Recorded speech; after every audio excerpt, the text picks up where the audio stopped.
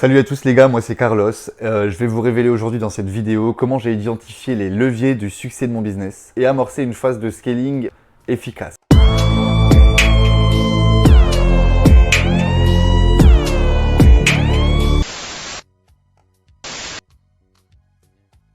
Donc là actuellement on est au jour 44 depuis le lancement de mon dropshipping.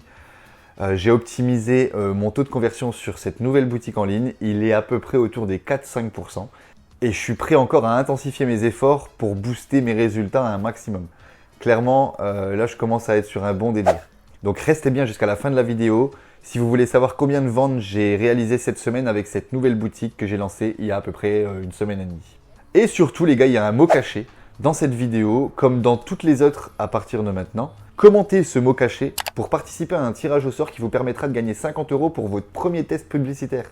Ou alors d'autres ressources comme des fichiers Excel ou des vidéos tips qui vous permettent de mieux gérer votre e-commerce.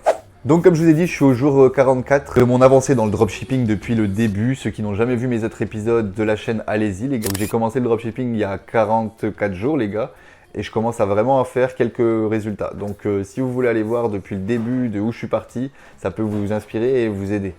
J'aurais adoré que quelqu'un fasse des vidéos comme ça, plutôt que de voir des vidéos avec toutes leurs Lamborghini et leurs machins. Au final, ils nous apprennent rien du tout à part vouloir nous vendre des choses. Donc clairement les gars, si vous voulez vous intéresser, regardez dès le début ma chaîne. Vous verrez que c'est super intéressant de voir quelqu'un qui commence dès le début en fait. Donc ce jour 44-45, désolé pour cet aparté, m'a permis de prendre le temps d'analyser en profondeur les performances de ma boutique et d'identifier que ce produit que j'avais choisi était le plus vendu parce que oui, j'ai mis d'autres produits sur ma boutique pour tester vraiment lequel serait le plus efficace. J'ai testé les sources de trafic les plus efficaces pour mon produit, c'est-à-dire entre TikTok et Facebook et Instagram. Ça a l'air d'être Facebook qui prend le mieux.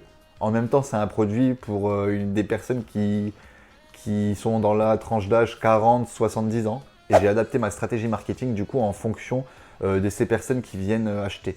Donc j'ai bien remarqué que ces personnes avaient cet âge-là de par leur prénom sur ma boutique quand je reçois les commandes ou tout simplement quand je regarde leur profil sur Facebook grâce à mes publicités.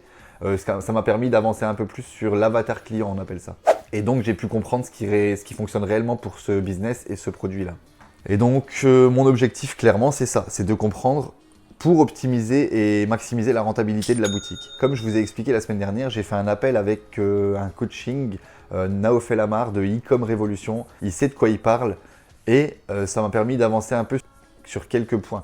Par exemple, il m'a clairement expliqué qu'avant de scaler une boutique, il faut absolument comprendre tout ce qui marche sur cette boutique pour éviter de perdre un maximum d'argent lorsqu'on va scaler, quoi. Donc cette semaine, j'ai analysé tous les produits gagnants de ma boutique, mes sources de trafic, comme je vous ai dit, et les campagnes les plus rentables, donc les vidéos ou images qui rapportent le maximum de ventes. Résultat, j'arrive à un taux stable depuis 2-3 jours de 4,5% de conversion. Ça veut dire que 5 personnes sur 100 qui viennent visiter mon site web achètent mon produit. C'est assez intéressant. Pour aller plus loin, j'ai contacté mes clients directement au téléphone. Donc les clients qui m'avaient acheté des produits, j'ai repris leur numéro de téléphone et je les ai appelés en donnant le nom de l'entreprise que j'ai créé, donc le nom de la marque que j'ai créée. J'ai fait ça pour mieux comprendre leur motivation d'achat, les points à améliorer et ces échanges, ils m'ont vraiment permis de comprendre leur motivation, les éléments qui les ont convaincus ou d'autres qui ont moins convaincus. Et cette démarche, elle a été essentielle pour ajuster mon offre, améliorer l'expérience justement du client. J'ai aussi appelé des gens qui n'avaient pas acheté, donc juste des ajouts au panier. Je me suis rendu compte que certaines personnes avaient des doutes, pensaient que c'était une arnaque, etc. Donc j'ai tout fait par leurs objections de refaire le site en fonction de ça. Donc conclusion, j'ai un site beaucoup plus clair, un tunnel de conversion beaucoup plus optimisé et une expérience client fluide.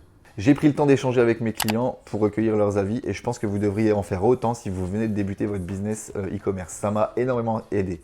Donc comme mon taux il s'est stabilisé, je vais encore voir 2 ou 3 jours pour voir si ça reste bien dans ce taux-là. 4-5% de conversion.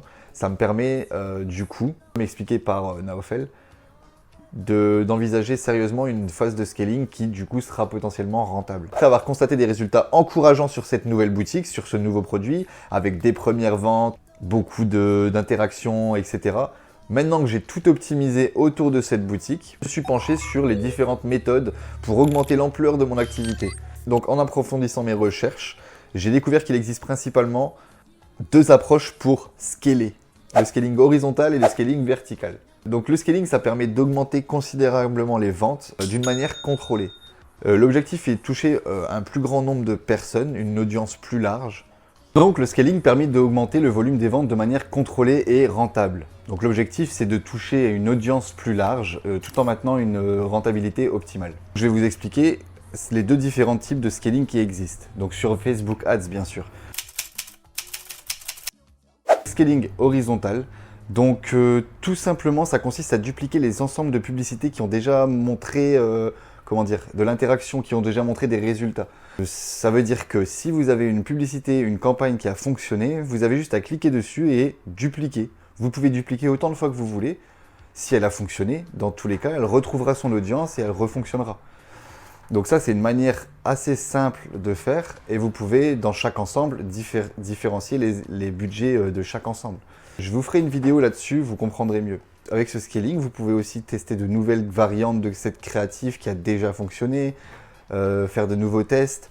Et cette méthode, ça permet de réduire les risques et d'optimiser les campagnes sans augmenter le budget d'un coup. Et au moins, ça permet de tester à petite dose. C'est particulièrement utilisé pour trouver de nouveaux segments, des nouvelles audiences, etc. Et le deuxième scaling, le scaling vertical, quant à lui, il permet d'augmenter progressivement le budget sur certaines publicités. Donc, c'est le plus simple à comprendre, c'est vous avez une publicité, elle fonctionne bien, elle génère des ventes. Vous aviez mis un budget quotidien de 15 € par jour sur cette publicité. Le scaling vertical, du coup, c'est vous augmentez ce budget de cette campagne. Donc, la même campagne qui a commencé à générer pas mal de ventes, vous augmentez son budget. Vous passez de 15 à 20, à 30, à 40, à 50. Toujours en vous adaptant et en regardant bien les résultats qu'elle a eu sur la journée. Parce qu'il suffit que vous arrivez à un stade et qu'elle ne fait pas plus de ventes, vous dépensez 60 € sur la publicité, mais elle vous génère toujours qu'une seule vente. C'est que c'est pas rentable, c'est qu'il faut arrêter de faire ça. Donc sur certaines publicités, ça va mieux marcher que d'autres. Sur d'autres, un peu moins. Ça dépend aussi de l'algorithme de Facebook, malheureusement.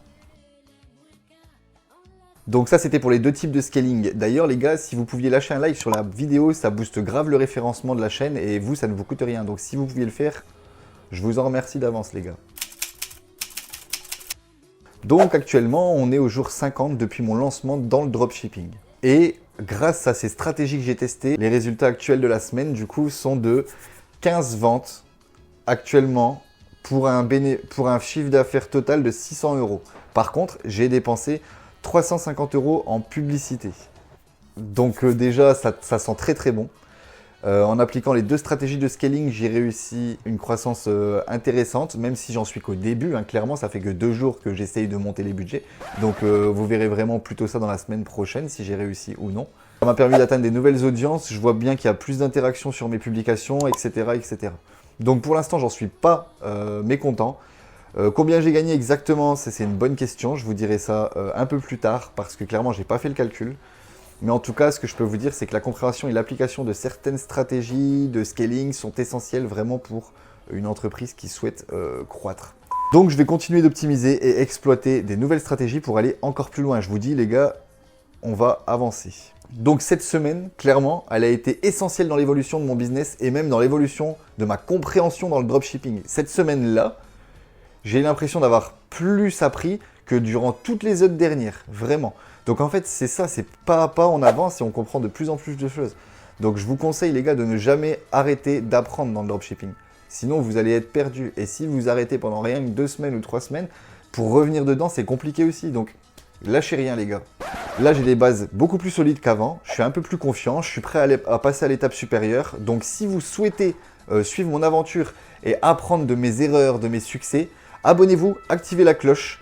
Abonnez-vous aussi à mon Instagram, là où on peut échanger par DM tout simplement et se donner un maximum de valeur et de force.